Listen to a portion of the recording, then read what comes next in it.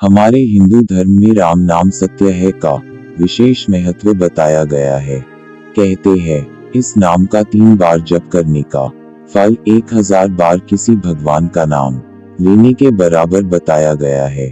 अंतिम संस्कार के समय जब शव को ले जाया जाता है तब राम नाम सत्य है बोलते हैं, जबकि किसी खुशी के समय इन 4 शब्दों को नहीं बोले जाते। तब हर किसी के मन में यह सवाल उठता है कि किसी की मृत्यु के पश्चात ही क्यों इन शब्दों का उच्चारण होता है।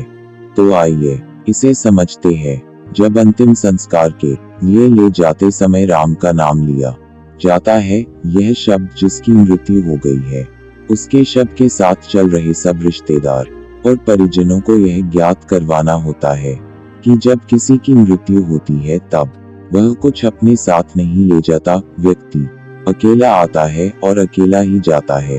शरीर नश्वर है और आत्मा इस जीवन चक्र से मुक्त होकर संसार की मोह बंधन से मुक्त हो गई है। तो अब इस मृत शरीर का कोई अर्थ नहीं है और केवल एक राम का नाम ही है जो सत्य है।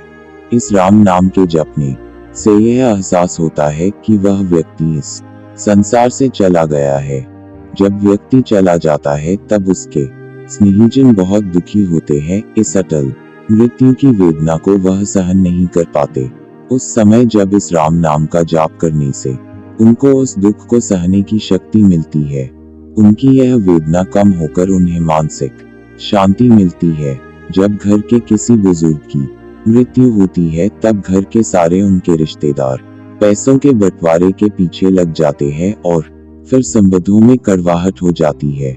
वह यह नहीं समझ पाते कि यह सब लोभ और मोह की माया है। कभी न कभी उनकी भी मृत्यु होगी। जो जैसा कर्म करता है वह उसे भोगना पड़ता है, अर्थात उसका अगला जन्म उसी के आधार पर निश्चित किया जाता है।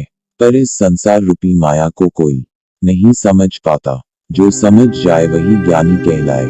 इसीलिए जब शव को ले जाया जाता है तब राम नाम सत्य है का जप मृतक के लिए नहीं होता, बल्कि उनके स्नेहीजन रिश्तेदारों के लिए होता है कि वह समझ सके कि मृत्यु अटल है और राम का नाम ही सत्य है।